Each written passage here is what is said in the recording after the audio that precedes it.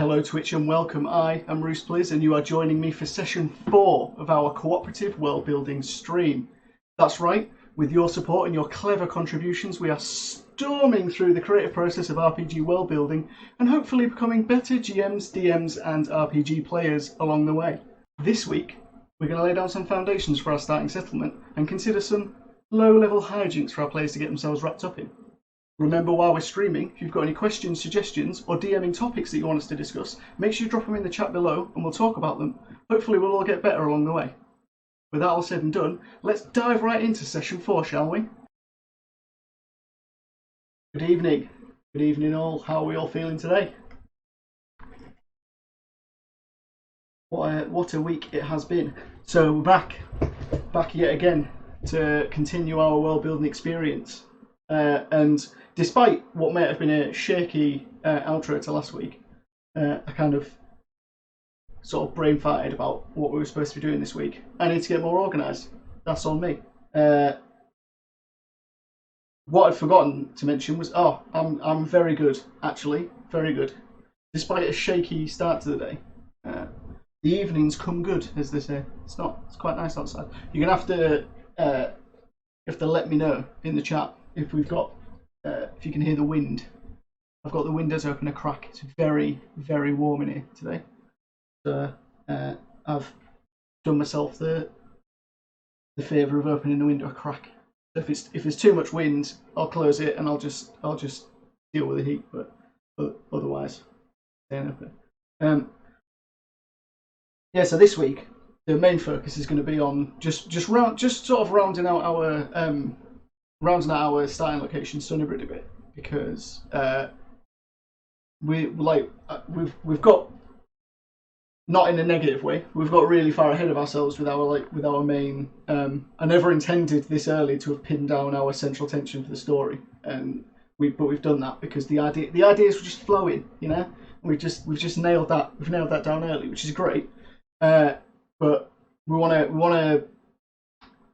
to have some ideas about how our players are going to start off, right? So we've got our starting location. We've got some NPCs there, but we might want like a cute couple of low level quests just to dip our toes in. We don't want our players to come in and immediately be confronted with dethroning a king, right? We want them to they need to go hunt down a pack of goblins first, that kind of thing. So we'll look at just doing a little bit of that because we're very close to talking about session 0, which I sort of alluded to last week. I sort of suggested that we might start that this week, but I think it's a little bit premature. I think we should just get an idea of what session 1 and 2 are going to look like. Not like wholesale, but have an idea of, as I said, like some fetch quests and stuff to start our players off with, and which notables they're going to have the most dealings with, and then that'll make it easier to plan session 0 because we want to have an idea of where the players are going when they decide where the fetch quest. Exactly. V important. And if we want to chain together a series of annoying fetch quests that just link to another one. So when our players finally finish them, they're level 15 and they can't remember why they've started this long road of fetch quests. You know? Nobody wants to do the main storyline until you've leveled up a little bit. So and it's more of it's quite a laid back, you know. It's going to give us more of an opportunity to sort of flesh out the intricacies of Sunnibrid, our starting location. So that's the plan for this week. And then I've got remind me at the end because, as I said, terribly disorganised. I've got a little bit of a preview for, not a preview, but like a bit of a teaser for something that's hopefully coming up that maybe you'll be a part of. But that's something that we'll discuss at the end of today. So as not to send me rambling on down a path of down a talking point that I will inevitably ramble on for 15 minutes. So we'll do that at the end.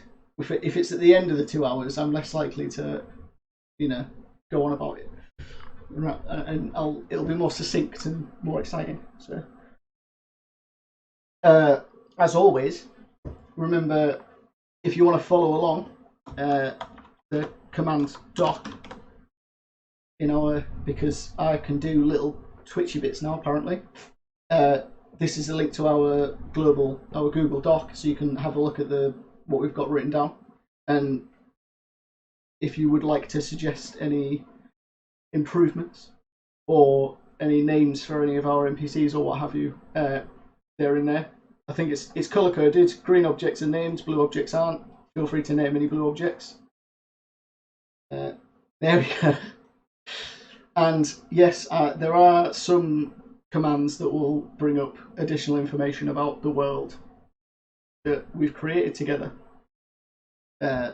So as Pontus has just discovered, Space Mountain is Space Mountain. Unfortunately, I dropped the ball and did not list Space Mountain, but it is a command this week. So that's just for you, you know. It's just a little bit of fun. If you can find the Easter eggs, then they're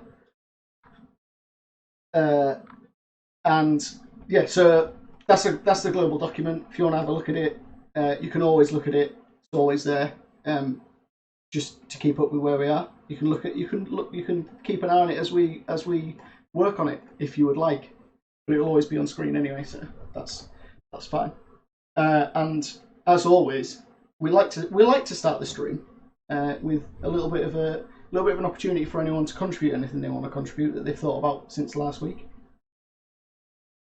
If anyone's got any names or what have you for any of our NPCs or settlements or what have you, we can do that now before we start, because you know it's a nice interactive portion of the proceedings, right? If we do that first, then obviously it creates this awkward situation where I'm waiting for chat to catch up with where I am. But that gives me a chance to drink coffee. So literally, and I mean this, literally everybody wins. That's some good coffee, as they say.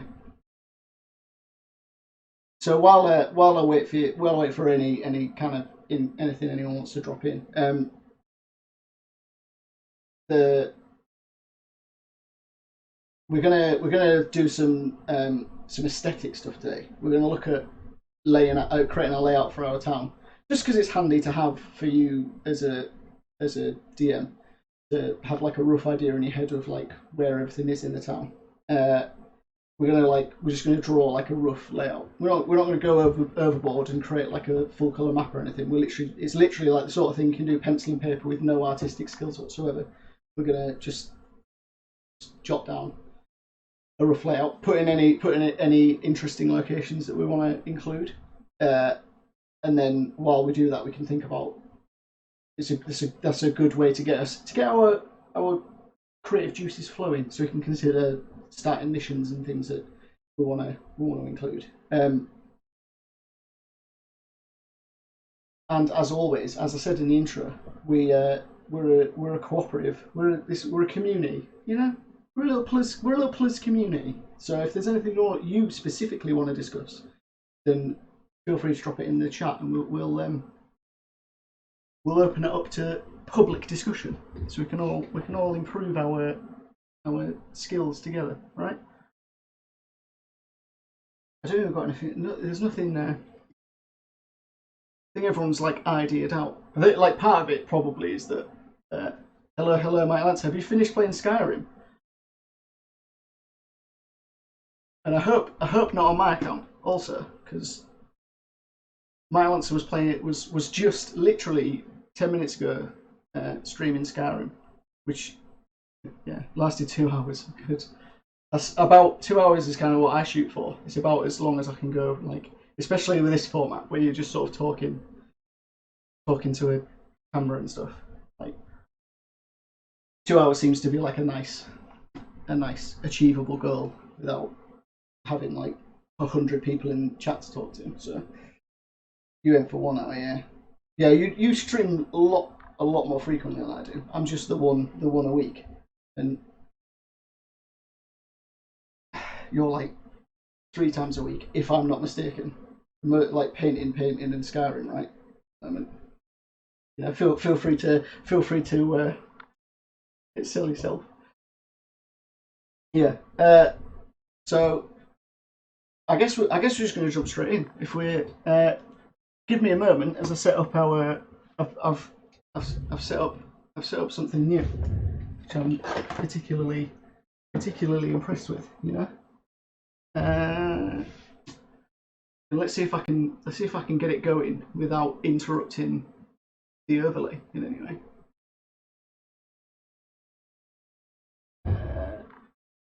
I don't want to speak too soon, but I think. Ooh, baby. We're away. A little bit. Oh, there we go. So I've set up my iPad as a screen for you all, so we can draw stuff together. Skyrim is one of those games that you can blink and half your day's gone. I myself have blunk away a lot of my life playing Two Dragons and a Giant at Once. Did you survive? I'll just do one side.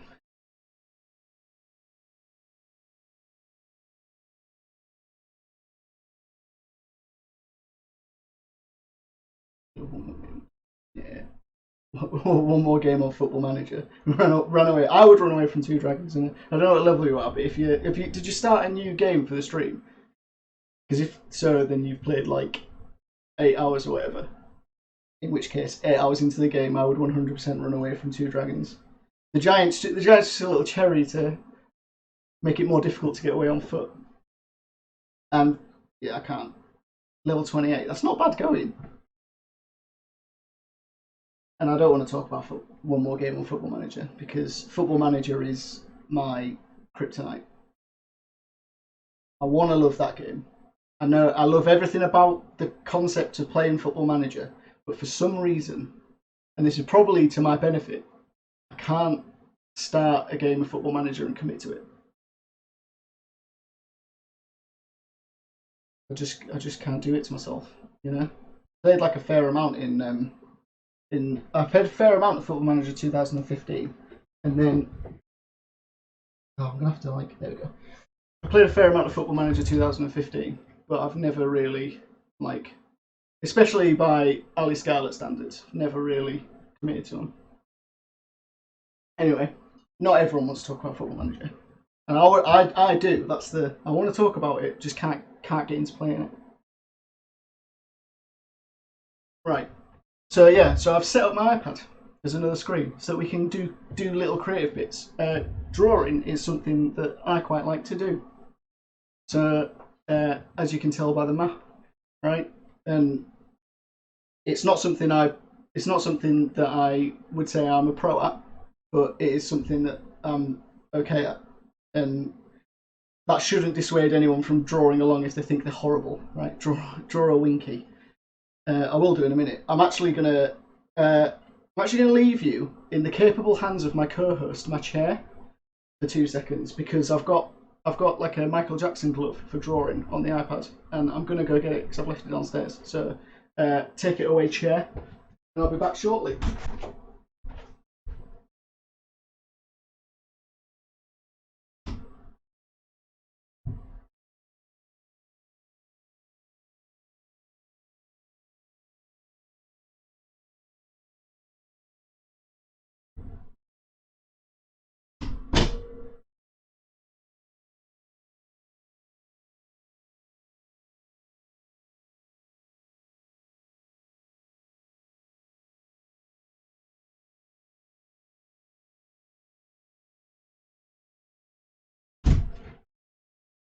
Oh, chair, you crack me up. You're doing such a fantastic job, chair. How did you do? Oh my god. Draw a winky.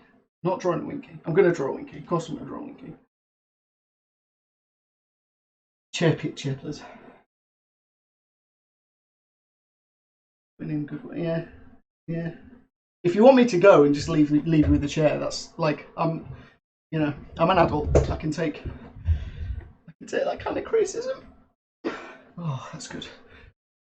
Did you? It doesn't matter, but I didn't have to put my pin in. Oh no! I'm stepping on the toes of chair, you know, chair string.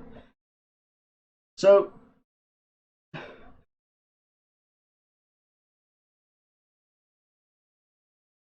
I feel bad for chair, you know.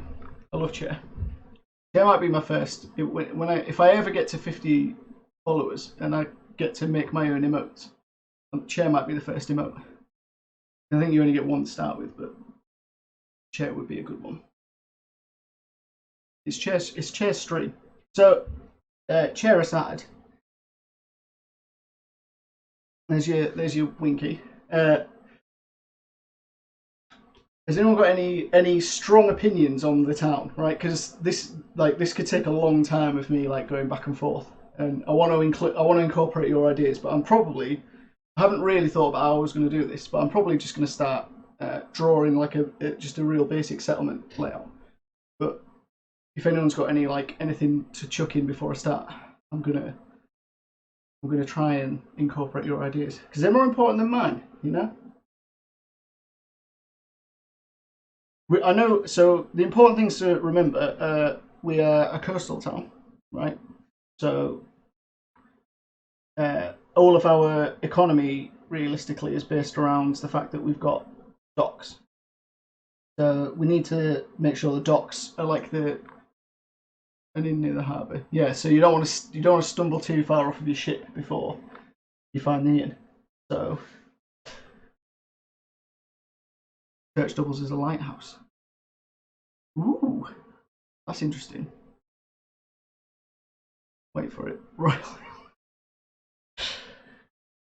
Absolutely fantastic. I had I pictured this like hill. It's quite foreboding, isn't it? If we include like an elevated.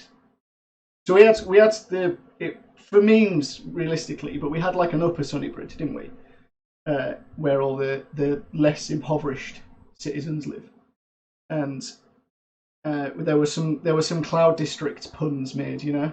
So I'd already in my head had thought we probably want that like elevated upper Sunnibrid kind of area, but it'd be quite foreboding for like a good bit of foreshadowing if the garrison was like imposing, because it's kind of at some point we're going to talk about, and it's probably going to be in our session 0 discussions, right? I would personally include a brief description for our players of the town, and like would maybe try and get an idea from them how they're going to approach the settlement, but which is going to be quite difficult for reasons, right? Because we want to give the players a feel for the world before they commit to their characters. But if we can get them to decide how they arrived at the town, and then give them like a very brief physical description of what the town looks like, and that's going to help them like get a feel for Sunnibrid. And I haven't thought about it too much, but I've got this idea in my head of like a garrison on top of a hill that's like you approach the town, it's like a dock town.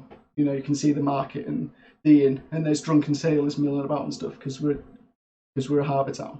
But that while everything else looks fairly like normal, there's like this imposing garrison on a hill, because that's ultimately, if that's our central tension, that's like always going to cast a shadow over what our players are doing. Fenced off to town people. Oh yeah, yeah. That's good. It's good that when my screen locks, it doesn't show me putting my password in on there. So why am I thinking that's too much? Let's just get a pencil. So we want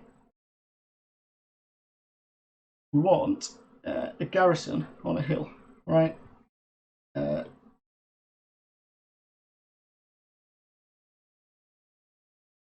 So, and then maybe like to promote the idea of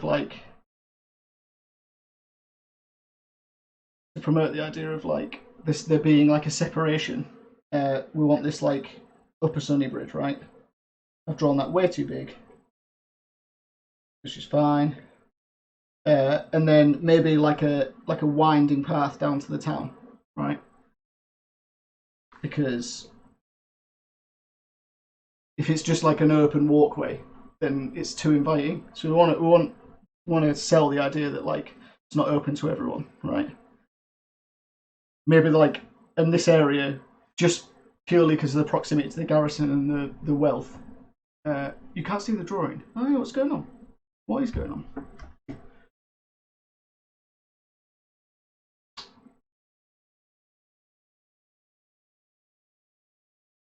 Very good question.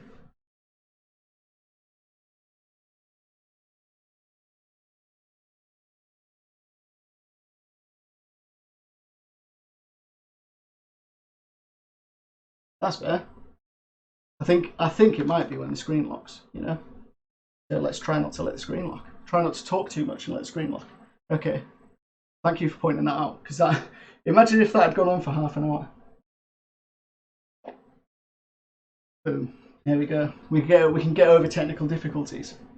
Yeah. So just because of the like variation in wealth and the proximity to the garrison, then your areas like up around the like the posher area, upper Sunnibrid, are more likely to be manned by the guards and stuff, right?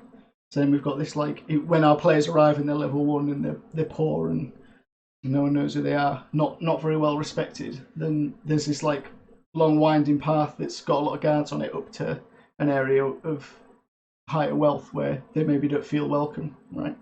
So there's no legal reason why I can't go up there, but you'd probably avoid it to start with. And then so an interesting thing about a dock town is our focus wants to be the docks, right? So we don't want our docks like down here. We almost want like the docks to be in the center. So I think we should try and create like a bay, right? And have the town spread around the bay. So then we have like a concentration in the center where if our docks are here, our market would be here, and our inn would be here, and all the important trade would be in the center of this bay, and then all the residential areas would be further out. So, tell me if you've silent judgy guards. Exactly. You know the type. Air gap. All guards are naughty boys. So let's get like a nice natural like bay shape, right? And then have our docks here, right? And then a nice round smuggler's cove. Yeah. So smuggler's cove. Let's have this be like a more like rocky area, and we can have like a mountainous region here, or like a cliffside up here. Have I considered a career in town planning? Do you know when I was a nipper, I absolutely adored SimCity. And what's it called? City Skyline? Is it? There's like a new like SimCity type game that's like a competitor to it, and I've never tried it, but I should because I think I'd enjoy it. I used to sit and like, it's just so. I'm still a nipper. It's my 30th birthday in a week. So,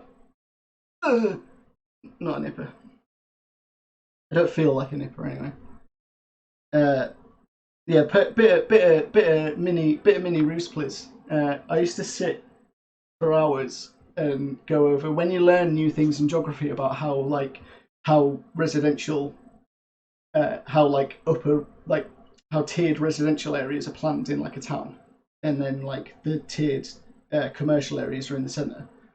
When I'd learn that in geography, I'd go home, fire up SimCity, and then build like a perfectly circular city where like the higher tier commercial stuff was in the centre, and that there'd be like a main road that like dissects the town and stuff. and then I'd have a real successful city on SimCity and be real pleased with myself. But that's not the point of SimCity. Is not to just like build the perfect city straight away. There you go.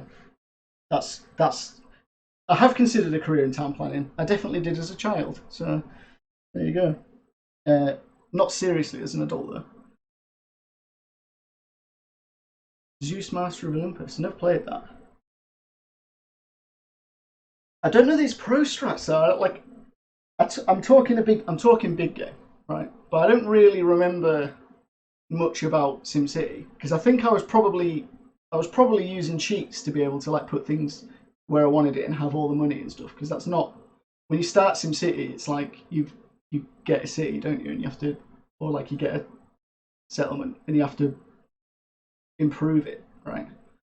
Whereas I would just build ones from scratch, which I'm sure requires you like there'll be a sandbox mode or whatever. So I don't know. Maybe I was pro. You know, maybe I'm just being unnecessarily self-deprecating, but I doubt it. So you could ping fireballs from the sky at enemies, but then you cheat the cheat and turn them into cows. It's reminding me of this stream's already derailed, but that's fine. It's reminding me of Black and White. I don't know if you ever played Black and White or Black and White 2. Maybe there's Black and White 3. I'm not aware of one. Black and White was amazing. Where it was like a top down, almost like an RTS, but you were a god, and the way you treated your followers determined whether you were like good or bad. Yeah, Ruby knows.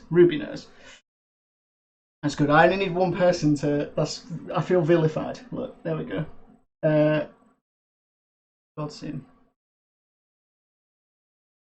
Very, very entertaining game. Right, I'm going back because I want to make a big deal about this curve, right? So, and also, this is going to be. I'm going to go over and over and over this, and then ultimately it's going to be layer to be a guide layer to draw on later, because I might draw this map properly if I find the time, because it's just something I enjoy doing. So let's have like a nice rough, like, and then so this area, this is like quite an inhospitable cliff side, which also forms a nice bit of natural protection for our nice sandy beaches, and then a nice big curve, which is ideal for launching ships from, you know, and then our docks down here, and then our garrison somewhere up in this top corner, right? And then I like the idea of having quite a nice round town centre, being so close to the centre of this cove lends itself naturally to creating like a round town centre. Not too close to the docks because you don't want to smell fish, but also close enough to the docks that the fish can get there. Yes. Oh, look at that! I drew a perfect circle. Pro. That's pro strats. So maybe there's a statue in the centre of the town. You know. We wanted a lighthouse, right? So it's almost like I thought about this. Excellent drawing. Yeah, no, look. Perfect circle again. This is our lighthouse, right? Maybe we have a nice path in the cliff that goes up to our lighthouse. If we want our lighthouse to also be our chapel or our church or whatever, sure enough. You know, if you can draw perfect circles, you got to share the world. You know. I guess the smell of fish is what the locals would be used to, but could be off-putting to travellers. Yeah. Just that high, like we want our players when they first arrive to we want to sell them on the idea that this is an impoverished town, right? So that's when we go over this brief physical description, we can talk about smells and stuff, right? And all the fishmongers in town are like covered in like slime, and the whole place smells. But if you live here and you have to eat the fish, you've got to come to the market and buy it. So you're just used to the smell. It's only smells. Correct. It is only smells. You'd have to get used to it if you lived here. So then, here we'd have a dock district, right?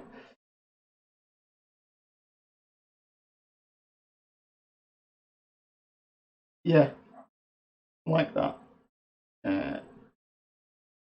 King Reich Flair statue. Lovely stuff. But it's on its way out. We're 1 hour in. 1 hour in the opposite side to the way you go to get to church, right? You know?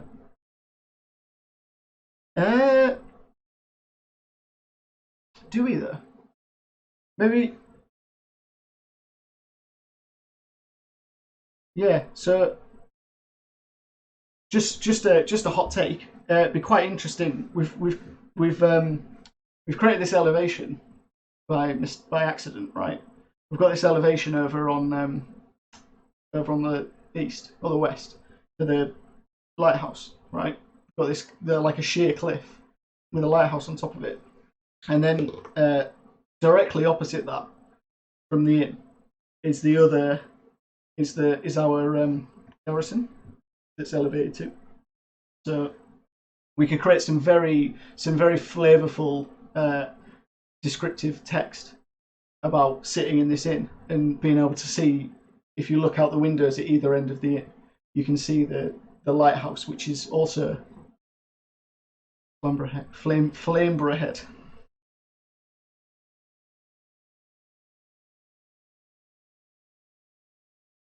Look at my lovely handwriting.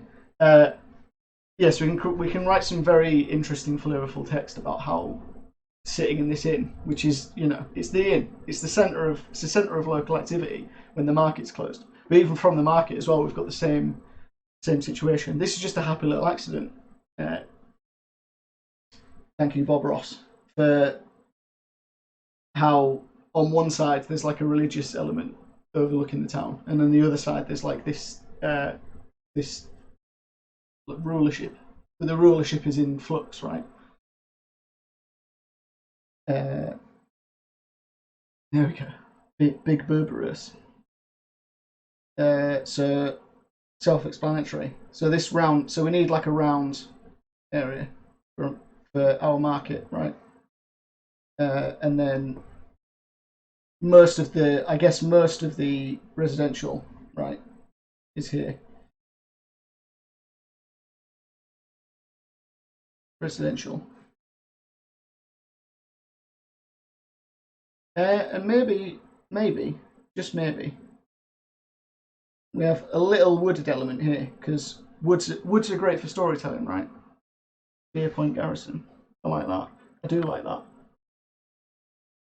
Beer Point. Garrison. Right, and then we've got a band of residential that's Upper Sunnibrid, right?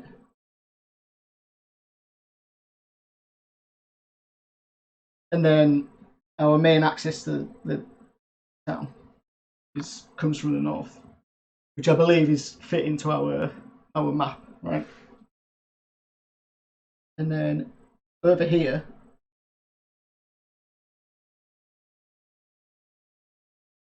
there's a nice little ship. Look, there we go. Look.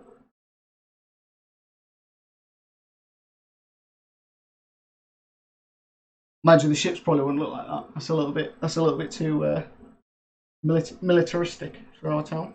It'd mostly just be like little fishing ships. And we could maybe if we've got a lighthouse, but maybe we can add a little watchtower here as well. I don't know what I'm drawing there. That's like woeful.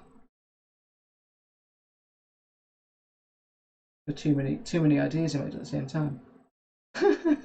What is this? Little watchtower, look. Little Miss says my ship's cool. That is a glowing endorsement. There we go. I think I'm gonna draw this properly, and I might do one of those little I don't know what they're called, but like the little ship watermarks in the bottom corner with a compass, or like you get the like a sea serpent in the sea, and I don't know why they're there. It's just like an artistic flair added by the cartographer.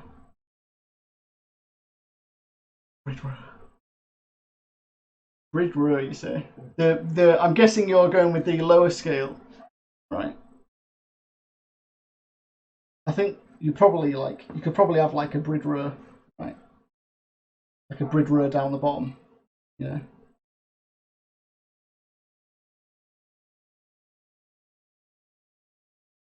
Easy. There you go. Look, simple. So,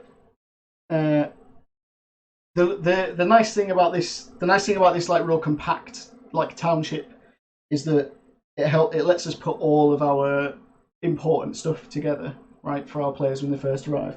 We're going in, right, and then there's like a general goods store, right, and then what's his name? Crazy Jim.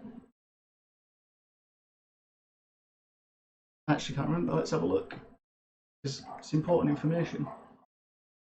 Oh, Jolly Jack. It's Mad Jack, innit? He's Mad Jack. But the shop's called Jolly Jack. My Lancer left last week after dropping that bombshell on us, and then we had quite a lot of fun with the character after you'd gone, because when we came to actually fleshing him out a little bit, we realised that the shop was called. I don't remember Jolly Jackson Brid now. I'm sorry. I went to I didn't go to Brid much as a nipper.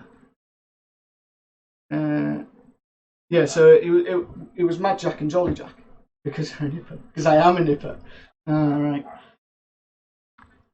Can the woods be walled off? Once upon a time, the trees were cut back to allow fire. Important.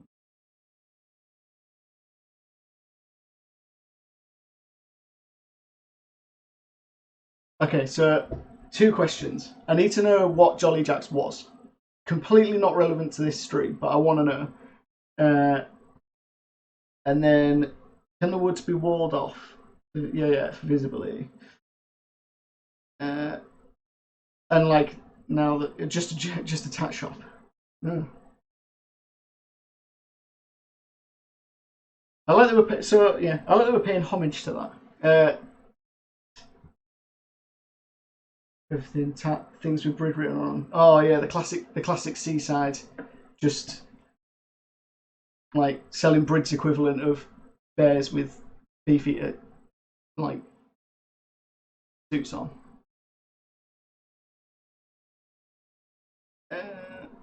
Yeah. Yeah, so we had a lot of fun with Mad Jack, because we didn't know why it was called Jolly Jacks, but he was called Mad Jack.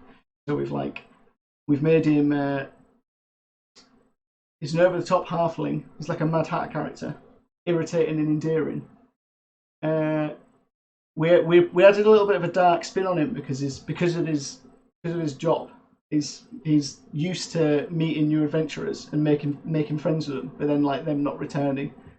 So he's like got that kind of lonely bent to him. And for some reason he hates, well, for obvious reasons, but he hates seagulls, but he's obsessed with seagulls. So yeah, Jolly Jacks. Sorry. Jolly Jacks. Possibly the most important NPC we created.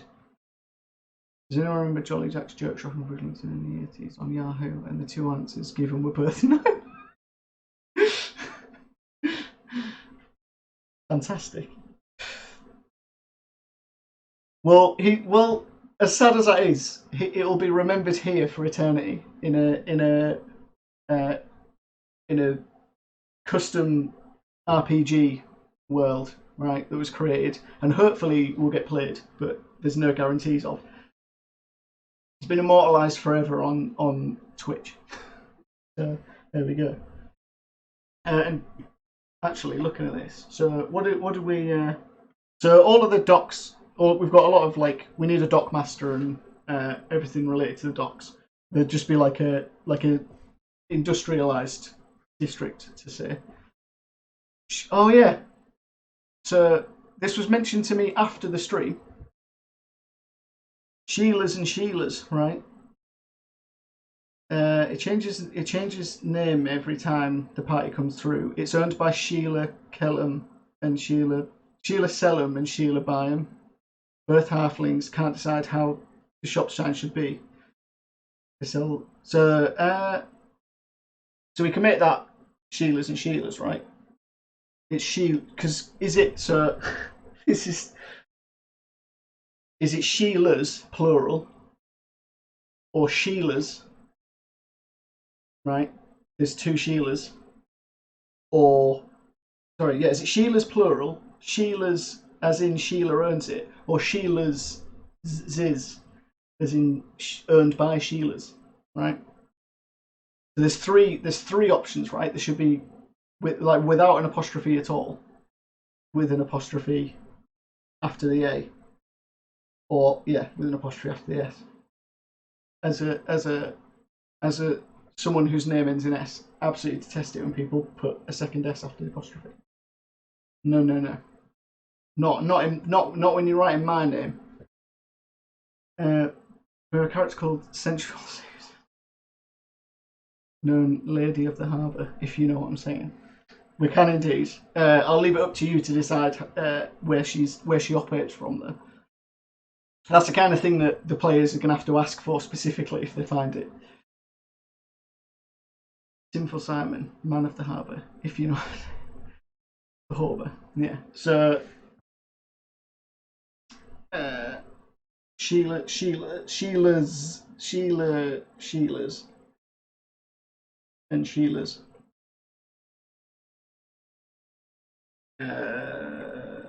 Let's add that while I remember.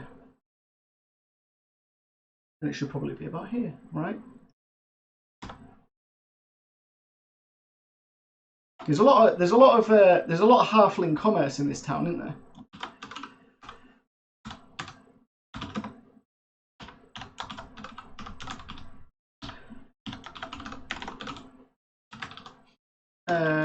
General goods store. What did we say? Earned by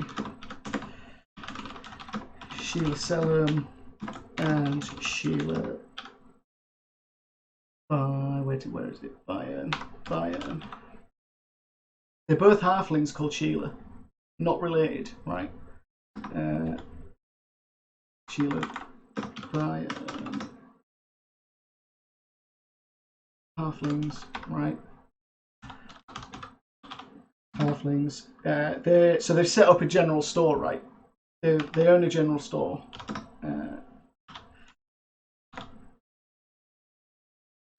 It's a general store, but they set it up.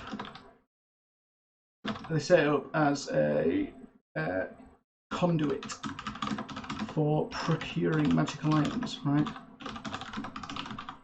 And these two, I imagine these two detest Mad Jack, right?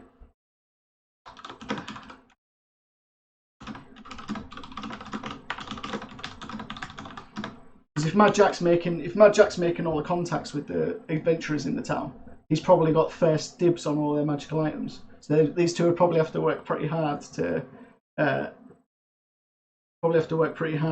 make friends with people coming through to make sure that they get a look in if they're after magical items.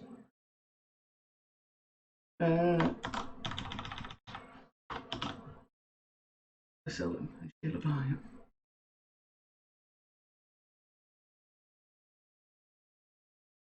Sheila's. Make them green, you know, they've been named. Shop rivalry, yeah, like you just, you know, if you've got that inclination to assume that if they're if they're all halflings, they all know each other, kind of thing.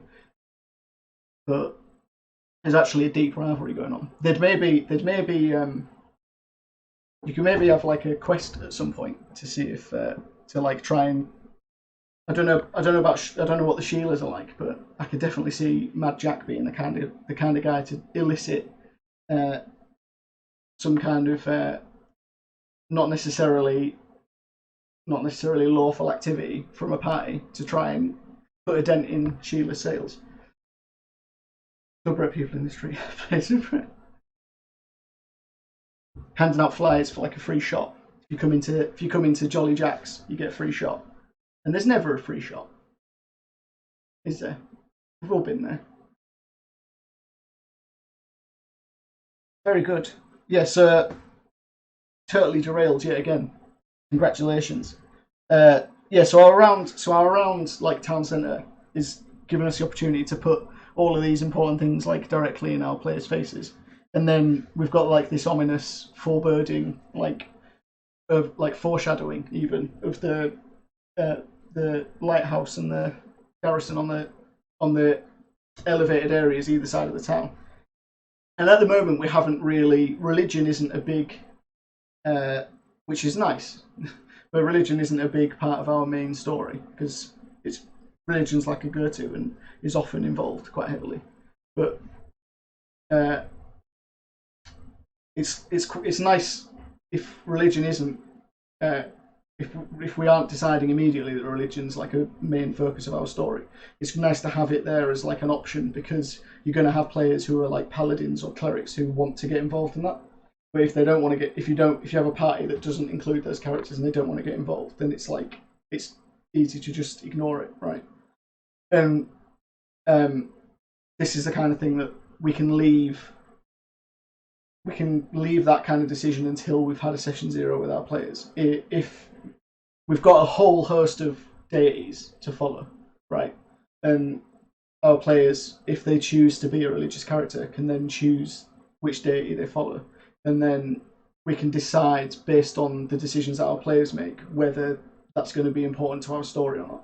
So if we have a couple of players who decide to be like a paladin and a cleric and they follow different gods and they're not our human god, then we can then inject some like no, my brain's not working today. Let's pour some more coffee. We can inject some conflict, right? Some religious tension into the story as well. Because we could very well have a party of player characters who have no religious bent at all.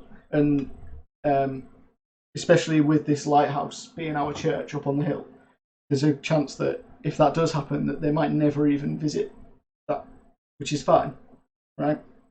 It just means that we don't need to. If we decide now that it's likely to be a shrine to the human god anyway, right? And if we decide that there's another shrine to like the halfling god up there, and then our players decide that none of the characters want to engage with either of those deities, then we've just wasted time, right? But if we have a Dragonborn player who decides they're really into following Antonius and Declanian, right, but probably also wants to see them reinstated as like a single deity, then we can decide to inject like a secret chapel somewhere or whatever. So the road up to Garrison should be really nice, well-kept cobbles.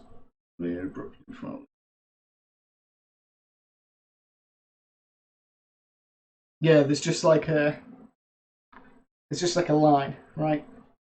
Where did my pencil go? Not behind me here. I do this all the time, you know? Just put my pencil down. It's actually not behind me here, is it? Because that would not be the first time that I've searched for a long time for my pencil to find that it's behind me. My father's a carpenter, you know, much like the big man himself, you know. Father's a carpenter. Yeah, so I can see like the path would probably start as far away from like the residential area as possible, right? And it would also want to connect to the main road coming in from the north. so that if they didn't want to, if they're traveling to the city and they don't want to go anywhere near the town centre, they don't have to. In reality, the people who live up here probably have like house servants and stuff who would go to the market for them. So they probably have no business being in the town, really, for any reason. So yeah, I can see like a path that starts up here somewhere, right? And that there's a line where it just very abruptly becomes very nice. It's very nice cobbles, and then one step further, it's just the dirt road to the that heads off to the cities. Yeah, cool. So a lot of this is just back to just talking about DMing as in general. Uh, a lot of this there's nothing here that you can't do with a pencil and an A4 piece of paper, right? But we've not drawn anything that's like difficult to draw. We're just getting an idea because we want to when we're injecting like descriptive text into the story and stuff to try and get our players more invested. It helps for you to have an idea of where everything is, right? Like you can have we can play a campaign where players leave the inn and go to Upper Sunnibrid, and there isn't a journey between there, and you just say, okay, now you're there, and there's nothing wrong with that. But it's a real nice way to get everyone invested is to have them actually travel around the town and learn for themselves like what the town looks like. And we can do that by handing them a piece of paper with a drawing on it, or we can do that by describing the environment to them in such a way that they visualize it themselves. Right? We're telling a story, so uh, that's why we've done this. Right? It's impossible to tell the story if you don't have an idea in your head yourself what it's going to look like. I'm the kind of person who's probably going to draw a map out of this and hand it out to my players, but that shouldn't detract from the fact that we want to describe the place as well. And it just adds more character, right? It's not just like a square town, right? And there's houses, shops, and a harbour. There's like actually there's a it's a part of a real world, right? We've got a bay, and we've got like a smuggler's cove that quite nicely and ironically goes underneath the church, right? Like our Wanyolo, our famous smuggler, takes a path that goes directly under the gods that like smuggle his goods in and out of town. Uh, we've got this, which I didn't draw, but we've got this idea of like a town with not much desire to like engage with the wilds. That's like fenced or walled off the woods because they don't want to have to deal with what's in there, right? So when we first start, we're gonna want to create storylines where our players go into the woods to go fight some goblins or whatever, and rather than just having our players go, all right, okay, you go to the woods, you're in the woods now. We can describe to them this like this journey they have to take where maybe they have to go up onto the cliff face and climb down because like the wall's there, or they have to find a way over or under the wall, which requires them communicating with another NPC to get there. Or like maybe there's a gate, right, that can be unlocked for them, but that requires them to go up to the garrison and talk to the guards and stuff and ask for permission, and that forces them to engage with our like commanders up in the garrison. So just like a little bit more interesting than just like every town looking the same kind of thing. And like we don't really describe it. You just say you're in this place now. You're in this place now. You're in that place. It just helps our players get a little bit more invested, and it helps you as a DM get more invested because the more you know about the environment, like the more fun it is to describe it. It's all up here, right? And you can help your players understand where you're coming from by describing it to them. So that's that really. We've it's taken an hour, not even that, but and a lot of it's just been talking about games, right? And we've sketched out a town that's somewhat interesting, right? It's got like a few little ticks and like interesting little like like interesting little characteristics that are going to help us to really sell that this is a real place, right? It's not just like a generic RPG town. There's something different about this one. So what I want to do now is just come up with a few rough ideas for what we want our players to engage with when they first arrive, because we've gone like above and beyond with deciding what our overarching story is and where we want our players to end up once they start to engage more with the world at large. But we're going to need some kind of low scale stories to engage them with at the beginning. And part of that is to make our central tension more exciting, because if we when we first start, we want our players to be confronted immediately with what the central tension is, right?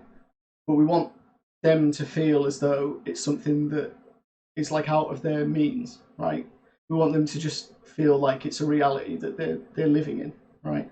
And then get them working on more generic level 1 stuff, because that just makes it so that when they get to the point where they're a high enough level and they're capable of affecting change in the world and engaging with our main storyline, they're going to feel more invested in it, because they haven't just been put in a game and been told on day 1, this is your objective, you need to overthrow the king or whatever, right?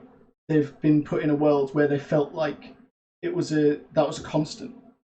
And then when they get to a point where they then realise that they can do something about it, there's like a sense of like achievement, that they've grown as characters to the point where now, because of everything they've done before, they're now powerful enough to affect something that they believed on day 1 they couldn't. And that's just more rewarding. That's the point of that's the point of it being like a central. That's the whole point of a central tension, right? Is to have it be there in the backgrounds the whole time, and make it be something that they're constantly aware of, so that when they get to it, they're more emotionally invested in it. It's not just like, here you go, here's our world, we want you to dethrone the king. And we're like circling now, this is a 1-person conversation, so like thumbs up if you get what I'm saying, right?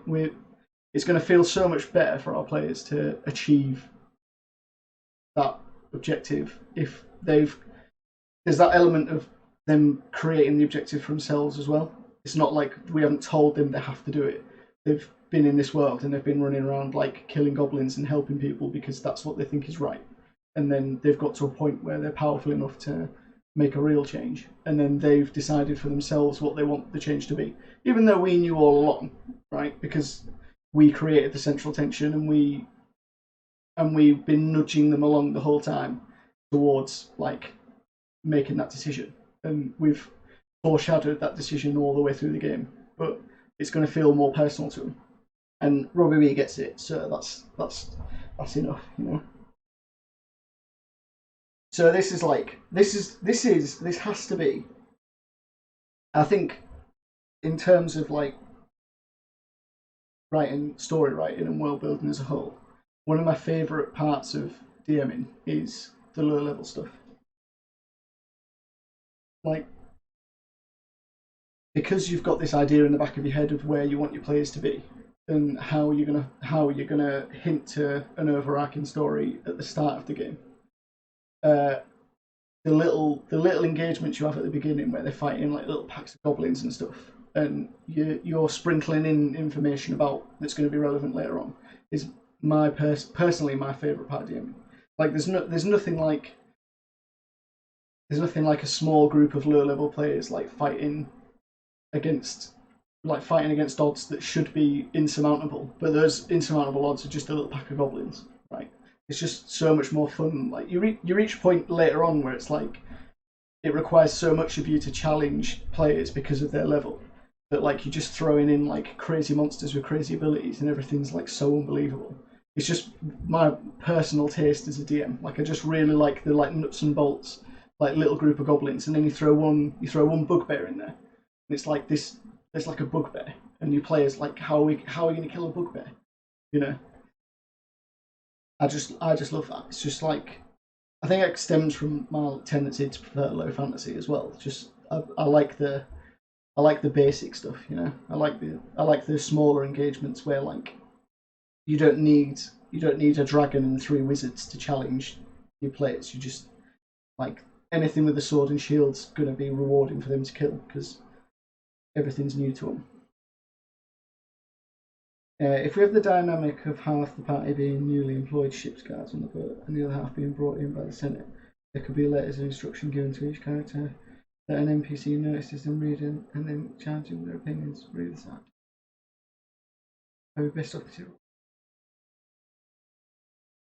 and quests? Yeah. So again, we don't want to. We're going to have like a session 0, and then on session 1 we're going to throw the players in, right? And our only indication of what the players want to do is going to come in session 0. So it's going to come a week before the first like actual game. So we need to be like as generic as possible with our starting ideas, right? Because we've already sort of suggested the idea that our players might come in and decide they actually want to help the king. So, and then they might decide that they don't want to arrive by ship. They want to come in on a horse and cart from the north, right? Or they might have decided that they've come to the town with their own clear objective before they've started, right? So we need to bear that in mind. And this is why, like, if we create a mission that's like the someone at the local market has a cart coming in, right? Think about if you've played before, like think about any starter set you've ever had.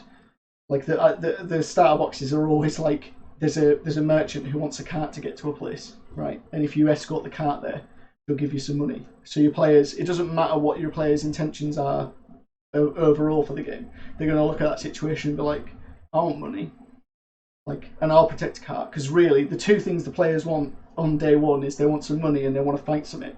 And if they protect this cart, they're going to get to do both of those. So like, it's not particularly exciting for you as a DM to write that kind of scenario, but like it's incredibly helpful to like give our players like a very easy decision to make at the start. And yeah, so the way I would approach it is to consider what our like focal points, and that's why we started with a map, right? Sports, you know, let's bring all this together. The reason we started with a map is because no matter how our players decide to arrive at the town, they're still going to see a couple of like key points, right? And those key points are going to be the things that they want to investigate first. So then that's going to give us a starting point for what the first like missions are going to be, right?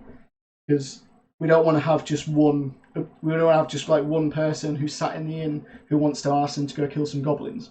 Because if they don't go to the inn, then we're burned, right? The player's just going to walk around the town going like, well, I wanted to go to the church first, and there's no one in the church who wants to talk to me. So like we're going to come up with like a couple of like little ideas that we can go from, depending on where they go. Because you could arguably just create one mission that's go find the goblins, and then have any number of NPCs distribute that objective. But they're not going to be tailored to the place where they've gone. So we want to like have like a slight like we want to have the objective be like slightly tainted by where they've gone. Right? If the players have gone to the inn, then it might be that we just give them the nuts and bolts. Here's some money if you kill some stuff, because the players who've gone to the inn first just want to get down to D&D, right? The players who've gone to the church first want something religious, and the players who've gone to the garrison first, like maybe have like a military inclination. And I've missed all the comments now, so I'm going to catch up. Maybe getting off the boat, a royal captain addresses everyone to give we need you all together to go deal with these goblins.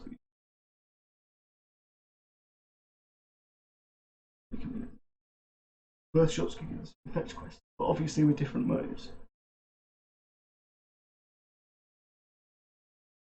off to go eat some tea. Thank you very much for stopping in. Thank you for the support as always. Enjoy your tea. Yeah, the birth shops things like quite fun. Like I like that kind of like that's a very Elder Scrollsy type thing where like goodbye, my Lancer. It's a very Elder Scrollsy thing to like.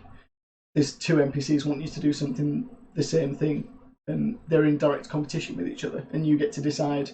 Like it probably isn't going to make much of a difference overall, but you get to decide which one's the correct decision to make, right? For your own like. Yeah, so like I don't think to you started with getting off the boat, and like I don't think we should start with getting off the boat, for instance, because the players might decide they don't want to come by boat, right? But we've got areas of interest which, looking at this map, are probably we've got the lighthouse. Well, you're all D&D players, presumably. So let me know where. So let me know where you would go to first, right? So, because in my head, the most obvious places are the lighthouse, right? The inn, lighthouse. Let's get another colour, right? And let's go on a new layer, right? We've got a lighthouse, an inn. They're very obvious, like D&D places, right? Yeah. The garrison, right? Because we're going to tell our players a little bit about what's going on in the world on session 0, right?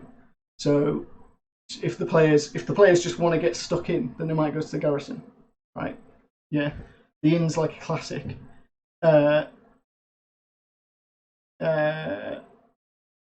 General goods is general goods or Jolly Jacks, right? We get this idea of like the same mission, right?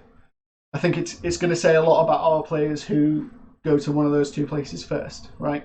So just off the top of my head, if our players decided the first place they were going to go is one of the two places they can buy equipment, I would have the quest reward, right, be a piece of equipment, because the players who've decided to go there, because like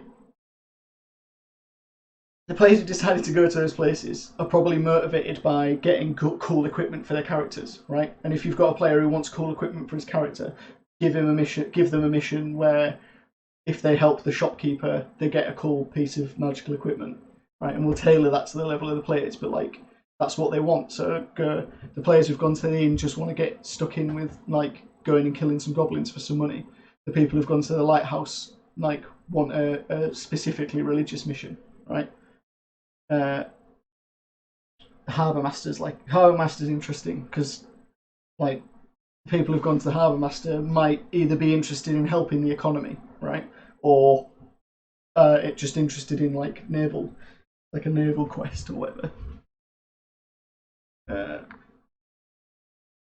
If people are struggling, the town drunk can direct them for a fee. That's like the town drunk has to be definitely similar. Yeah. So this is ultimately where I was like going to. We've got a very cool actual focal point for our town, which is the statue, right? And that to me is like the place you would go when you're overwhelmed and you don't know what you're doing because it's session 0. And Ali'd said about like a royal captain. A royal captain addresses everyone to give a "we need you all together to go deal with these goblins, but you should go to the inn." Yeah, like this is where like what you're talking about basically is having like an information point, right? So you have like a character who immediately goes, go here for this, here for that, and then like that's like a signpost, and then the players get to decide. We're hoping that the physical description we give our players is going to do that by itself, but if that doesn't work, that's where like a character like the town drunk is perfect, and we can. There's no reason it can't be like a royal captain or whatever. But I would personally use the town drunk just because of the type of campaign we're writing. It's more entertaining, right? If our players hang around for too long in the centre of the town, there's a town drunk who's gonna say like, I can help you out. Like, where do you want to go? And then he's probably going to want to solicit some coin out of them for it. Right? But if our players engage with that player, that town drunk, he's literally going to be a quest log, and he's going to say, "Oh, the priest up at the he's not a priest. Well, he's a priest, isn't he? But he's got no interest in. He's an elf who has no interest in the god that he serves, apparently. But yeah, that no good priest up at the lighthouse is always complaining about something or other. He's probably good for some coin or whatever, right? Or like you can go and list up at the garrison, that kind of thing. So yeah, and a couple of coin will get you that kind of information from him. He's going to draw you like a heat map of where to get a quest from. But other than that, like if our physical description points out these like 5 places, like as points of interest, then our players are gonna want to go to one of them first, right? And that's like a very nice way of giving our players agency immediately. Ultimately, you've given them a sandbox where there's probably actually 5 places they could go, and those 5 quests might all, in terms of the monsters that we throw at them, right, and the location of the quest, could all actually be very similar. But you feel like you've got to make a decision, right? So let's start with our lighthouse, right? And this is all like, so. If I was doing this by myself, I would probably create an encounter, right? In terms of like what enemies there are going to be, I'd probably create an encounter for the party, and it would probably be like goblins. Those of you who are a part of like the same campaign all played the same. Like you had that first encounter with goblins, and because there were so many of you in the party, it was goblins and a bugbear, right?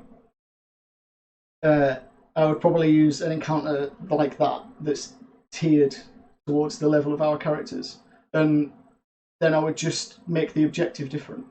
So I think in this specific campaign, it was like the blacksmith's daughter had been kidnapped by goblins, right? And you went to go save her. That's a very clear like call to action for your players. You guys didn't really get much of a choice, right? Because this was like one of my first experiences DMing. But I would make that encounter. That encounter was wild. Shit. Thanks. Don't have to reply to that. You're welcome, I guess. I'm glad you had fun. You nearly died. You did die, in fact. Were it not for you being a berserker, right?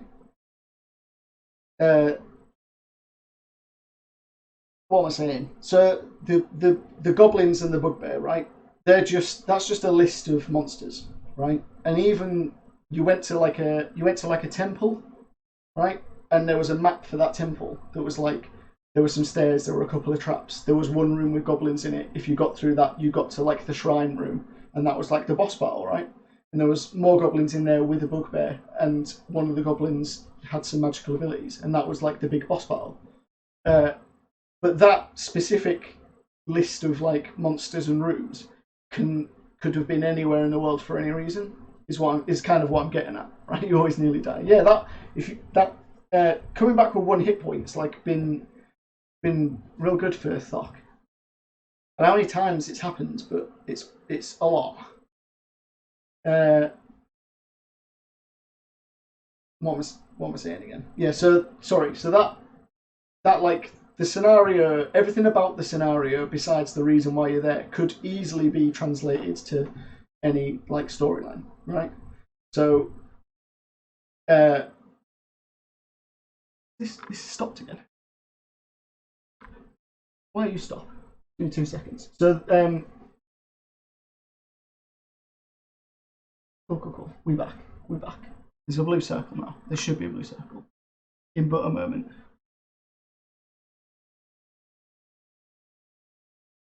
Are we back? There we go. Yes, that core can be copy and pasted, right? In your scenario, it was like a temple, I think, but that was just because the fact that it was a temple was pertinent to the storyline of that campaign. But we could use that exact scenario here, and if you go to the lighthouse first, it's a temple, right? And your reward is similar to the reward you got in that campaign, where there was a secret room in the temple, and you got I believe Tren got a mace. The paladin got a mace for being particularly pious throughout the mission. He got a mace, like a +1 mace or something, right? And it was a religious weapon. But our shopkeepers could send you to the same place, but it's not a temple this time. It's just like a goblin cave, and inside it you're going to find loads of loot because they've just hit one of the caravans for the shop that you spoke to, and if you complete that, you get a +1 sword or whatever, right? And if you go to the inn, it's the exact same cave of goblins, right? But you just go in there because those goblins are like causing trouble in the town, or there's a blacksmith's daughter there, right? And if you go to the garrison, like similar, it's like a similar deal. Maybe if you go to the garrison, like there's like military equipment there that you can then choose to either return to the garrison or just like hightail it within keep, right? No, isn't it? Yeah. So don't do this. There we go. So we just all we're really doing, we're not actually planning a specific encounter, I guess is what I'm saying. We're just like plotting out like a motivation, right? So if we start with our lighthouse, our that very nearly caused a scene. Our priest, as I mentioned earlier, I believe. I think this is a Pontus Godsworth special.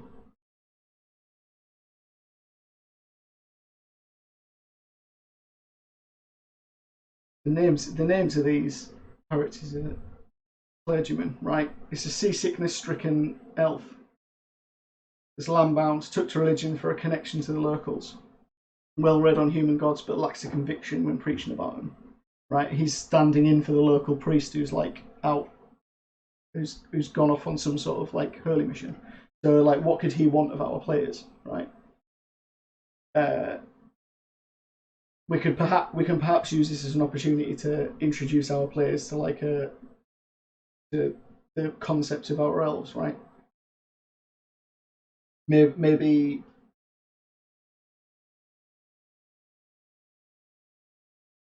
what would he want? He's kind of living a lie, isn't he? Really, or they're living like a lie, right? Uh,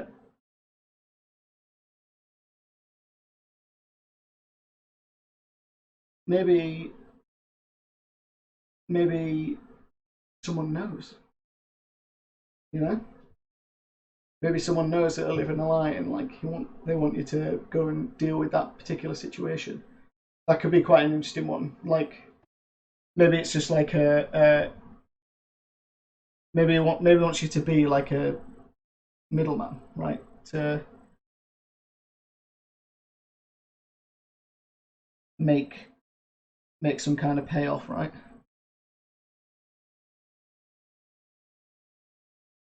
This character could very easily be like an into like that kind of like smuggling and imagine he wants you to go, or they want you to go and like make like do like a dead drop type thing, or like meet someone to make a payment, and like you don't know why. And if you've arrived here, you've perhaps arrived here because you've got a cleric in the party who's particularly pious, and you think that you're helping. You think you're helping a religious, right? You're helping the priest with like a religious matter, and then you're met with like some bandits, and they decide that you guys look like you've got a lot of fancy equipment on you, and they try to shake you down, right? And then what do your party do, right? If you've got a cleric in the party who thinks they're doing something honourable, yeah, and then everything looks a little bit suspect when some bandits turn up, and you're handing over like a briefcase to bandits, and you're like, what's going on here? Like I thought we were doing something like good for the church, and then those bandits decide they want more out of you. Like, are you as a party with like a cleric in it? Are you going to make the payment to avoid unnecessary bloodshed, or are you going to fight the bandits because they're trying to shake you down? If you can't do what his people do because of his seasickness, he might want to do them on land. His objective should be nothing to do with the human gods, but the justification should be. Yeah. So like,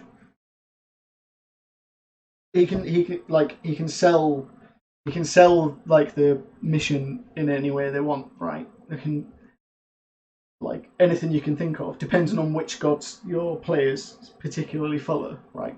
We can make any justification for going and like meeting these individuals to go and like make a payment or collect something or whatever.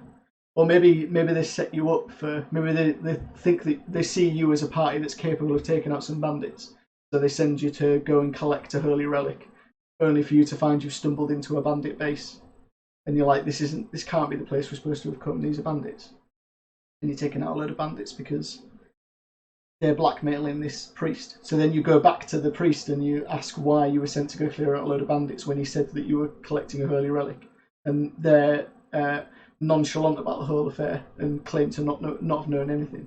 And then it's up to your players to decide if they want to try and get more information out of them. Like, once they've been paid, they can just walk away and be like, that was weird, or they can engage further and find out what's going on with this elf. A DC religious check should fall after every mission he gives you. Yeah, exactly. Or if you've got a player who's particularly intuitive or whatever, you can just do an insight check, or just to see that, like, that's one of those things that it should, as a DM, like, you write it and you think this is obvious, like that where the players have arrived isn't actually where they were told they were going to end up, and the players will immediately pick up on that, and they probably won't because they're playing D&D and are perhaps new players as well, and it's not as obvious as you think. So, like, this is hot tip of the day. If you're in that situation and your players don't recognise it, force them to make like an insight check or a religion check, right?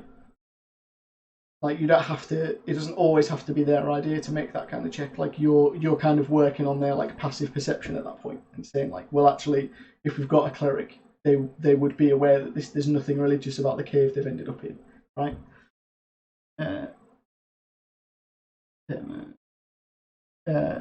Or I prefer the, like, I don't know about you, but I prefer like the going to collect something, right?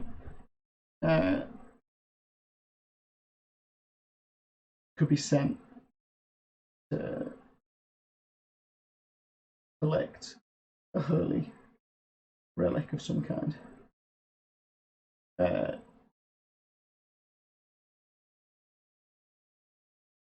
party are tricked into some nefarious tasks, right?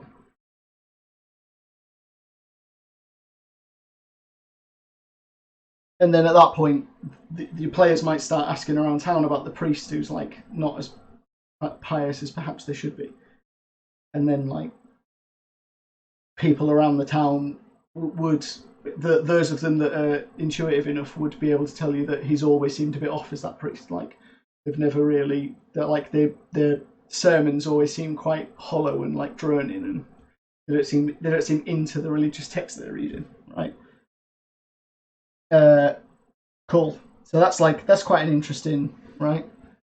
Quite an interesting like early, and that's tailored. That's as we were talking about earlier. That's like nicely tailored to the players that have decided to climb up the cliff to go to the church first, right? Because they clearly want that level of like, and the whole point of what we're doing now is we want to send our players on like a mini storyline at the start of the game. If our players start the game with this interaction, and then it's up to them, but they can then go down the rabbit hole of like what's going on with this guy at the church, right? And they can spend maybe four sessions like playing through this mini storyline where they get to the bottom of what's going on with this guy, and they might become best friends with him, right? Or they might not. They might do what they can to get rid of him, depending on like their own intentions. And then by the time we've got to the end of that, they're level 5 now and are more capable of interacting with like higher scale stuff. So we've got our shops, which I think is like a fairly. I like the idea of having like this conflicting. I like the idea of having this conflicting like quest here. So because with like with Sheila's and Mad Jacks, we've got this or Jolly Jacks. We've got this interesting little rivalry between these halfling characters that we think should like each other and don't. And given the characteristics we've given them, it kind of makes sense that. So maybe like there's a shipment of some kind that's coming into the town, and it's been hit, like a caravan's been hit by some bandits, right, or goblins. But if we stick to bandits, then we can use the same right encounter, which makes our lives easier, right? So we have a group of bandits that have hit a caravan, and I like bandits as well. Actually, taking a little side note, given the main storyline, right, we've got this level of like unlawfulness going on, and bandits kind of make sense that goblins do too if the garrison's not doing its job of keeping everyone safe. But bandits kind of like it helps perpetuate this idea that like people are being unruly and like there's discord amongst people about like right and wrong, right? Yeah, so we can have a caravan that's been hit by bandits, and both of these store owners profess to be the recipient of the delivery, right? And it's up to you to decide. They'll both tell you why the delivery was coming to them, and you get to make your own mind up about who's the good guy and who's the bad guy. And that's one of these things. That's one of these interesting things. As a DM, we don't have to decide that either of the parties is in the wrong until the players have decided which one they think is in the wrong. So we can, if you want to, you can be a dick and make it so that they're all whatever they choose is incorrect, or more likely you can just decide whichever side of that argument they end up on is the correct one, as long as you perceive the players to have put enough thought into it, right? If they have the conviction to have decided because of something they've worked out for themselves, then you can just let that be the case, and then you immediately then have one of your NPCs being a little bit shady because they tried to essentially steal from the other party, right? So I mean, and that's simple as right. So 2 traders, and we can have because whichever shop they go to first, they're going to get the story from first. So we can have them when they leave. You can have like the other store owner waiting down an alleyway or whatever, like tries to confront them before they go. Maybe they go and stay at the inn for the night before setting off to go deal with it in the morning. And you have them be approached by the other party, say like, "Why are you helping them?" They're like, they're trying to steal my stuff. And then the players immediately are confronted with like a decision that, because that's like they get off a boat and they go to the general goods store and get given a quest, and it feels very like on rails that they've gone to the place they're supposed to go to and they've been given the quest they're supposed to go to, and now they've got to go kill some bandits and they'll get some money, right? And then you immediately confront them with like, "Oh, actually, you're helping the person you're helping lied to you," and then all of a sudden the world's become a lot more interesting than it was because like they just believed that everything the DM said was true, right? And actually maybe it's not, because you've now got 2 NPCs that are telling you different stories. So, and the players again, like the players who go to the shop first are looking for cool stuff, and they maybe haven't considered that their actions have consequence in the game, especially if they're new players, right? They just went to the store and the store owner said, "I'll give you some cool stuff if you go kill these bandits." And they're like, "Cool, I've heard about D&D, that sounds amazing. Let's go kill some bandits and get some stuff." And then you confront them straight away with this premise that like NPCs will lie to you, and it's like shock horror. Like I just thought, like I'm used to playing used to playing RPGs on games consoles, where like almost all of the time it's just everything's at face value, right? So yeah, and then it creates that again, like, so if our players opt to help one of these two traders, we've then got a storyline where there's these two traders that are at each other's throats, and do the players want to help resolve that situation, right? We can add some more backstory to why they hate each other, and maybe if the players have an inclination to, they can try and mend bridges and stuff, and like bring harmony back to the town by getting these halflings to like each other again. Or if they've decided once and for all that one of the parties is evil, we can then decide, they can then go down the path of like getting rid of that person from the town, right? And we can add plot twists there where if our players have strong conviction and have decided that one of the parties is evil and they've helped the other one, we can throw a plot twist in where they discover some information that suggests that maybe their original decision was wrong, right? And again, like this can get like, we can get like 5 sessions out of this and get our players up to like a more reasonable level to deal with something other than just like goblins and bandits. 2 traders, like an optional mission to recover a caravan. Bandits. Or either party, right?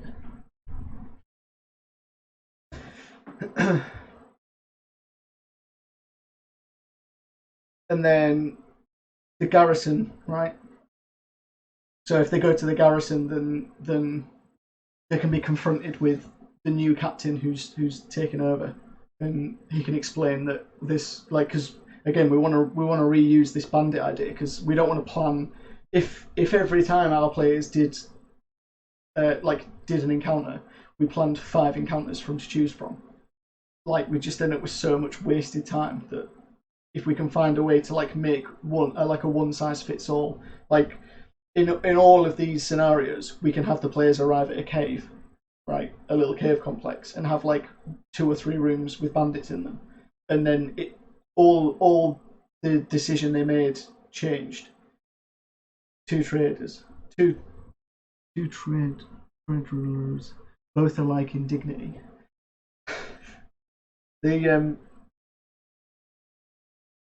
It's always pointless when I get like completely can't remember what I was saying at all. Uh, uh, so we can have almost exactly the same encounter every time, right? We just change what's in the room at the end. Like if they've been sent by the elf at the church, there's probably nothing there. It was just like we'd give them some like chests, some boxes to go through and get some like coin and stuff, just so they haven't wasted the time. But there's nothing there. They were sent to get a holy relic that doesn't exist. And if they got sent by the traders, then there's like all this loot from a caravan. And if they get sent by the garrison, right? So at the garrison, they meet a captain who's trying to resolve this like confrontational takeover, right? And he's aware that there's some bandits on the road that are like causing problems for the town, and it's his job to deal with it. And he wants to make a good impression, right? Because he's just arrived. He wants people in the town to see him as being effectual, but he's dealing with so much paperwork. You know, the paperwork the guy has to deal with just by arriving there. It's insurmountable, right? He hasn't got the time to get the boys together to go deal with it, so he's willing to just chuck you some coin if you can do it for him. And that's like, you know, that's like your classic. That's like your classic RPG, like kill the bad guys, get the money kind of thing. Deal with bandits. Deal with bandits. Get some moolah, right? And that kind of in that scenario, we can give our players like the option to like they can, having dealt with the bandits, they can either use that to curry favour with the new captain, right, by letting him take credit for it, or they can spread that information around town that he's perhaps not as competent as everyone is being led to believe. If they decide that they want to, stir up some trouble because they're nobelists, right? Could the party, or sorry, Pontus, but missed out the third option, right? They could just do the paperwork, right? Or paperwork session. Never say try not to say no to your players. If they want to do the paperwork, they can do the paperwork. Even in that scenario, they can mess with documents to help facilitate the noblest movements. Try and get this man fired for filling out his like F-64 forms wrong.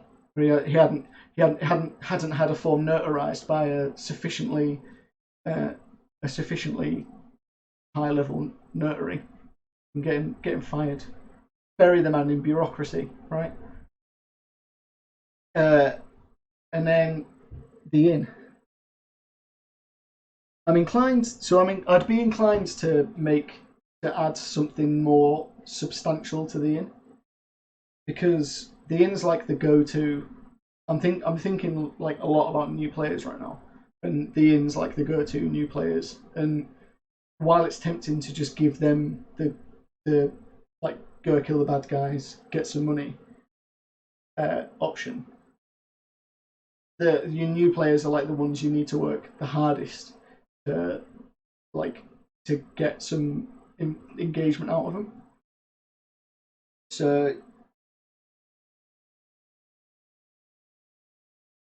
what could we do? How who would approach you in an inn? What do we have? So wasn't our innkeeper a noblist, right? Where is it? Innkeeper, the pumpkin patch. Pretty religious.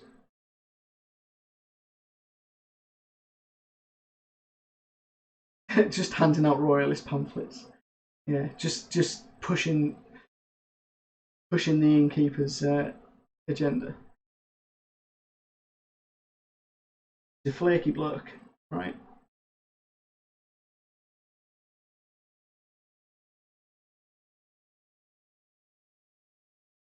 Well, so how about we get woke?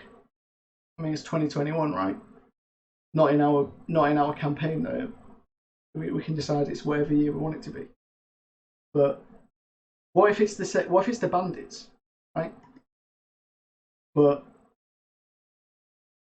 the innkeeper we know the innkeeper's like a proper loyalist, right? So I'm going to take a step back before I explain this crazy idea I've just had. Let's get used to getting around what they're capable of doing with speech and convincing me. Yeah, just like really force your players to get heavy into like persuasion rolls and stuff on session 1. Like, if we don't do that, just hear me out, right? We could have, providing our players have shown an inkling on session 0 to be like Republicans, which we never came up with a better word for, but like pro-Senate, right? Provided our players have decided to be pro-Senate, we could have the innkeeper suggest to the players that he believes that the bandits have been paid off by the Senate, cause trouble, so that when the takeover happens, they can swoop in and like be the good guys and save the day, right? So like he's a proper conspiracy theorist, right? And then our players have the option to engage with this storyline, to go and deal with the bandits, to satisfy their own belief that he's crazy, right? Just something like along those, because if your players are new and they're not really like ready to engage on that level, they're being told by a guy, go kill these bandits. I'll give you some money for killing the bandits, but you need to bring back any evidence you can find that like they're being paid off by the Senate to do it, right? And you're like, and your new players perhaps will be sitting there going like, I have no idea what this bloke's talking about, but we get the money for killing the bandits regardless of what we find. So we'll go, and then, and like again, I'm thinking mostly about new players, but because your experienced players will just get whatever they want out of it anyway. But if they kill the bandits, and then you have this moment where they're all sat there in a cave afterwards, going like, weren't we supposed to be finding something? And then they'd have to have a discussion about having not found anything, right? They'd have to have a discussion about the fact that he'd asked them to find proof, and if they can't find anything, then that means there isn't any proof to be had. And then they have to like decide for themselves whether that's because the guy's like just off his rocker. And then you can have, because we decided his son, right? His son works for him, and his son's like not. His like son's pro Senate. And when you get back, and he's like disappointed that you didn't find like the smoking gun that you thought you'd find, the son could be like the voice of reason and be like, look, he's mad. And just because the fact that you haven't found any proof isn't going to change his mind. But yeah, sounds class. Thank you. I try, you know? I try. The smoking gun, right?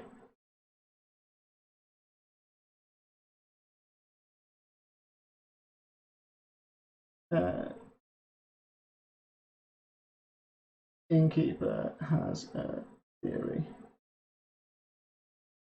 that the Senate are funding bandits.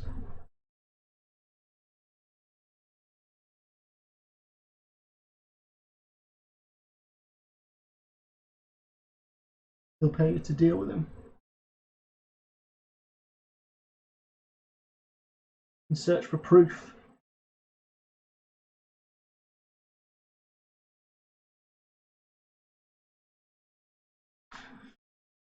Moist. That is high praise. That's almost as high praise as Lil Miss MLG saying that my ship looked cool. Yeah, so we've successfully in our hour, like 45 minutes since drawing this map, we've now got like an idea of where our players are going to go on session 1. We could run a session 1 for this campaign right now without it being too horrific, right? Because we've thought about the places our players are most likely to go, right? And we have an idea of what to do when they get there. And no matter where they go, we've got the same group of bandits to kill. But the reasons why they're there are different, and the reward at the end of it's going to be different. We missed a dock worker though. I don't know whether he should be like the dock worker.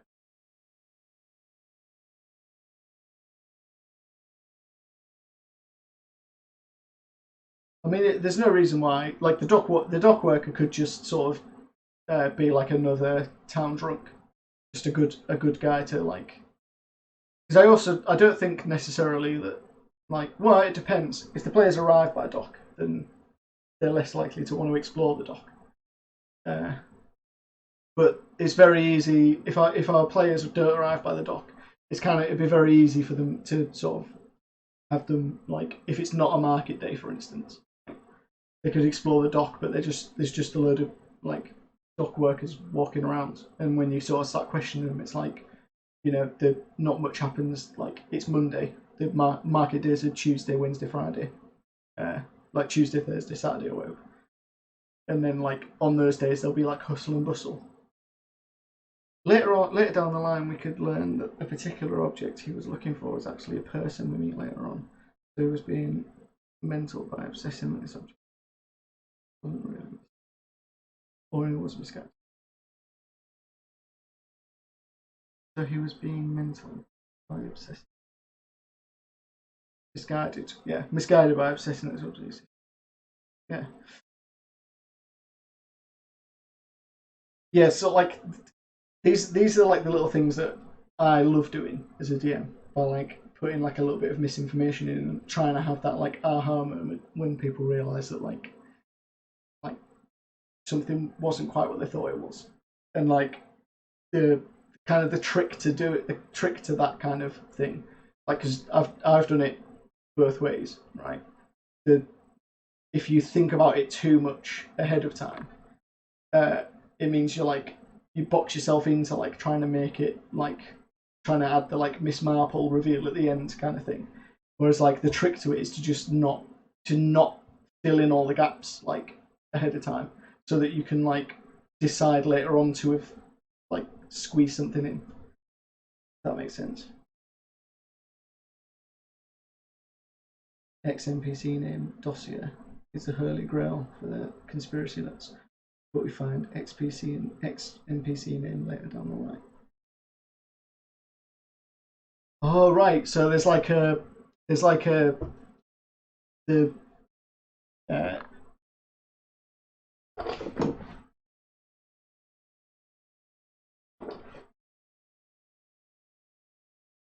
oh come on, this setup's not great for like for face my face cam thing. Yeah, so you're talking about like there's like the if you can find the Robertson file, that's got all the proof in it. That's possible, like all the proof exists in there that like it's all a conspiracy, but it's actually Robertson file is a person kind of thing. I think that's what you're saying, and like we can find him later on, and it's just like blows everything out of the water. But you would probably have like a more interesting RPG themed name, right? Yeah, I think we've had a pretty like. I think we're at 10 minutes left, and like we're actually getting, despite last week being half an hour overrun, we're getting really good at keeping these to like schedule, right? Like we've done what I thought we would do, and have just enough time left to do a bit of like a closeout. Yeah. I've got a load of stuff that I'm gonna have to type. I'll put this image in the doc, but I will also hang on. Yeah, and throughout the campaign you could be reminded. It's just some geezer that has nothing to do with anything. Yeah, just like the absolute mind explosion at the end, where it's like it's just a guy, right? I haven't seen the number 23, but I've seen a lot of memes, including number 23, and they're all like coming to the forefront of my mind right now. They're like it's just a name that people see everywhere, but it's like it's the guy's name, not like a secret. Does that mean we get an old school map?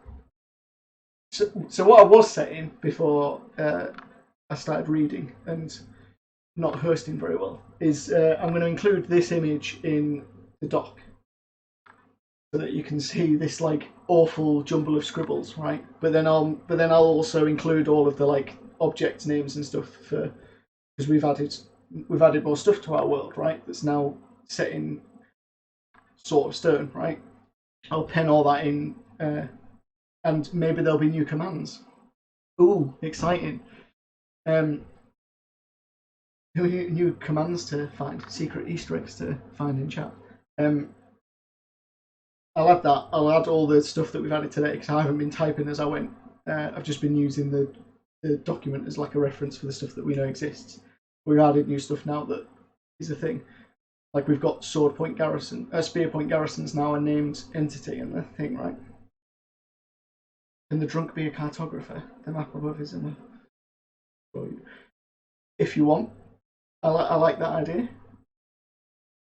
Just like hands the, but obviously we'd have to remove all of the description of what the quest will be, stuff that's on top of it, which is like on any layer anyway. Yeah, like if he'll draw you an expert map of the town. It looks just like this. And he might have hotspotted areas that are good places to sleep, where you're less likely to get like moved on in the night.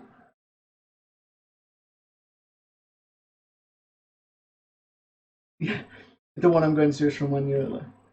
You've both decided I'm drawing a proper map, which I'd kind of said I would, but I hadn't fully committed to. But I probably will, because it's something I get a lot of joy out of. I don't know if I'm going to do an old school map drawing stream. I don't know if people would want to watch that or not. Rob, Ruby, use your powers of moderation to find out if people would want to watch a map drawing stream.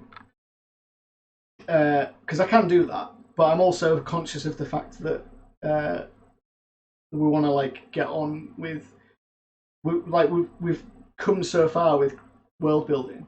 We're getting close to the point where we can start actually session planning and stuff. And I believe I said at the beginning, no one had to remind me, the beginning of the stream, that I had something that I wanted to share with you, like an idea about something that I want to do. Can't make polls until you feel it. Oh, what? Well, okay, well, start canvassing people to follow me then. I need like 30 followers to get affiliate. It's ridiculous. It doesn't cost you anything though, so like,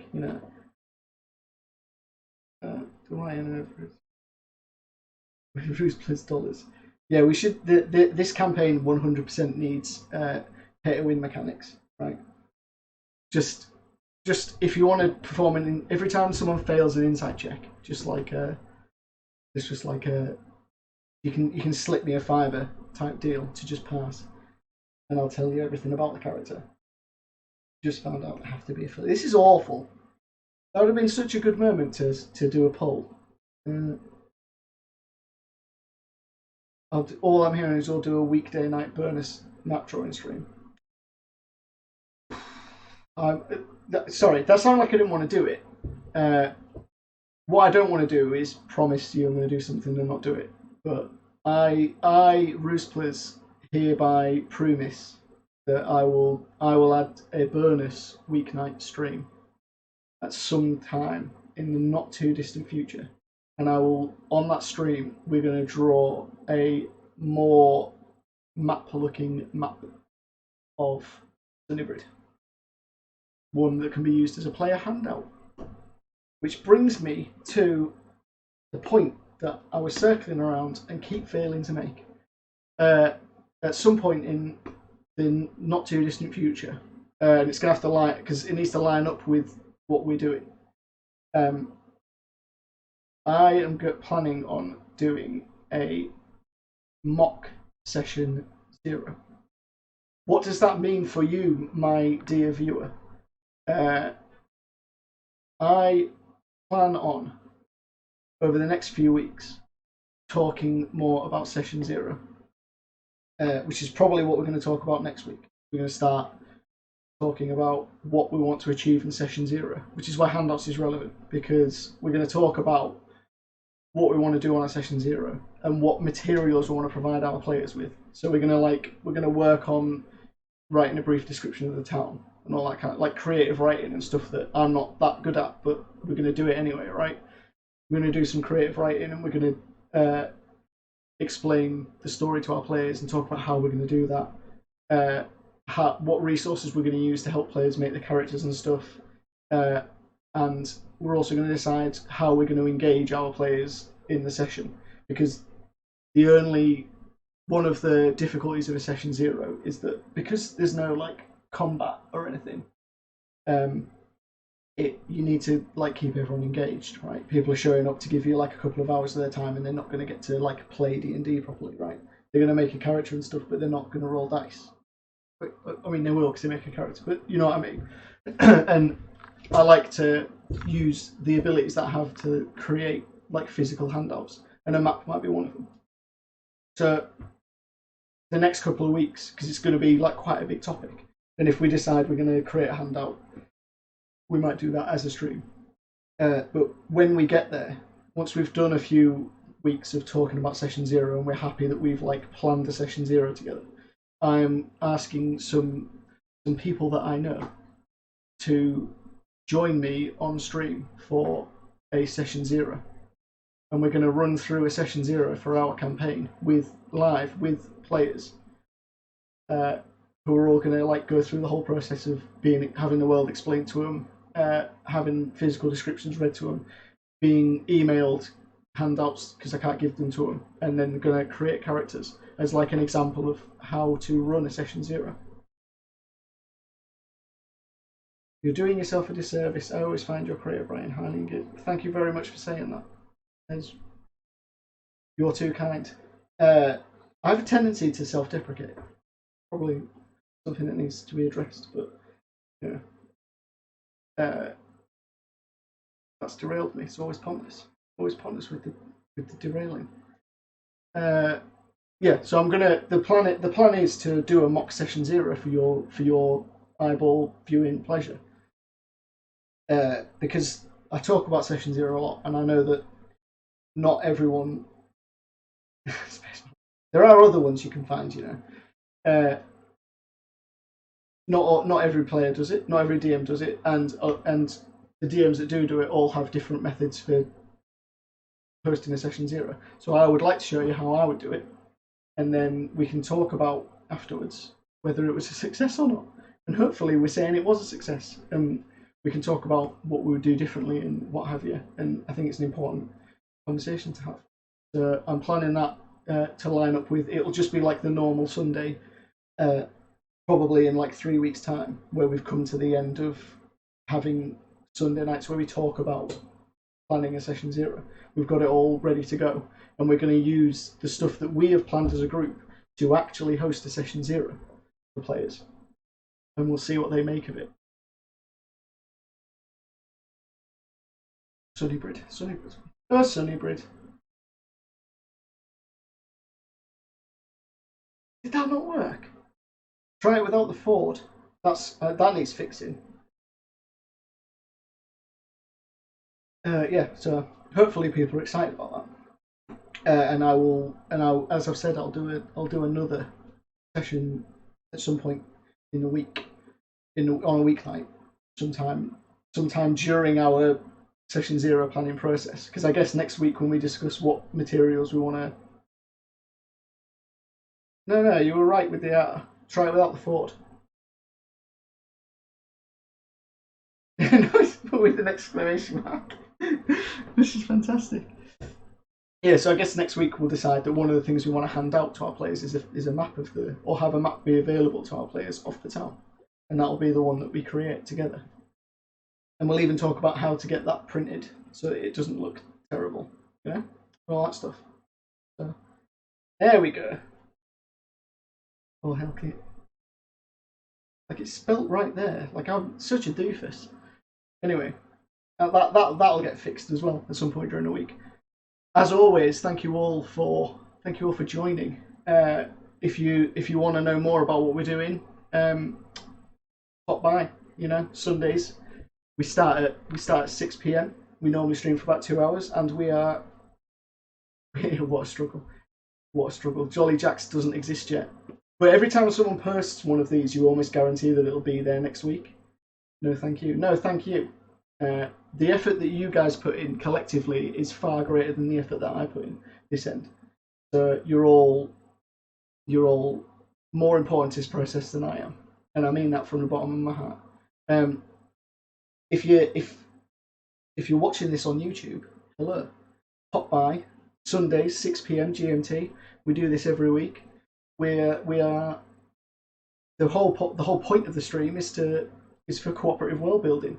Yes, but we're also intending on getting better as DMs and players. And this is an open forum for discussion. If there's anything you want to talk about, pop by and we'll talk about it live. And hopefully we'll all learn a little bit of something from each other about whatever essential Susan, about whatever topics you want to bring to the table. As I said, soon we'll be running a live session 0 with players new and old to work on the stuff that we've built. We have built together. If you want to catch any of the old streams, I'm terrible at uploading them, but they should all be available on the YouTubes over there. And that's everything, I think. Thank you all for stopping by, and I honestly cannot wait for next week.